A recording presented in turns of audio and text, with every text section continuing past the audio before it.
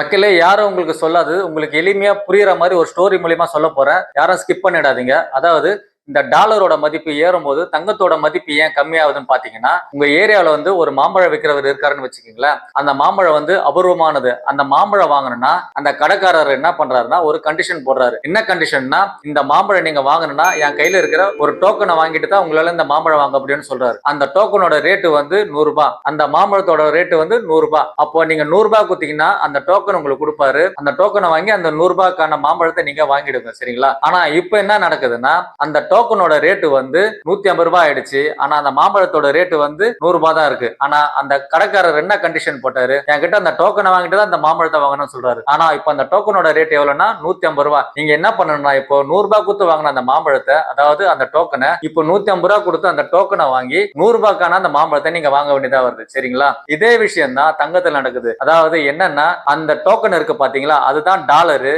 அந்த மாம்பழம் இருக்கு பாத்தீங்களா, அதுதான் தங்கம். அதாவது டாலரோட மதிப்பு வந்து அதிகமாயிடுச்சு. இப்போ தங்கத்தோட மதிப்பு வந்து அப்படியே தான் இருக்குது. அதாவது உலக நாடுகள்லாம் தங்கம் வாங்கணும்னா டாலர் மூலியமா தான் தங்கத்தை வாங்க முடியும். அதனால என்ன பண்றாங்கன்னா, உலக நாடுகள்லாம் தங்க கிட்ட இருக்கிற பணத்தை அதிக அளவு செலவு பண்ணிட்டு டாலரா மாத்தி அதுக்கப்புறம் தான் அவங்களால போயிட்டு தங்கம் வாங்க முடியும். அதனால உலக நாடுகள்ல என்ன பண்றாங்கன்னா, இவ்வளவு செலவு பண்ணி நம்ம தங்கம் வாங்கணுமா அப்படின்ட்டு தங்கத்துல இருந்து கொஞ்சம் ஒதுங்கி நிக்கிறாங்க. இதனாலதான் கொஞ்சம் சமீப காலமா வந்து தங்கத்தோட ரேட் வந்து குறைஞ்சிட்டே வருது. இதுதான் தங்கத்துக்கும் டாலருக்கும் நடுவில் நடக்கிற சண்டை. இந்த இன்ஃபர்மேஷன் உங்களுக்கு கண்டிப்பா பிடிச்சிருக்குன்னு நினைக்கிறேன். நம்ம சேனலை மறக்காம சப்ஸ்கிரைப் பண்ணிட்டு நம்ம சேனலை ஃபாலோ பண்ணிட்டு வாங்க. இது போல யூஸ்ஃபுல் இன்ஃபர்மேஷன் உங்களுக்குன்னா கண்டிப்பா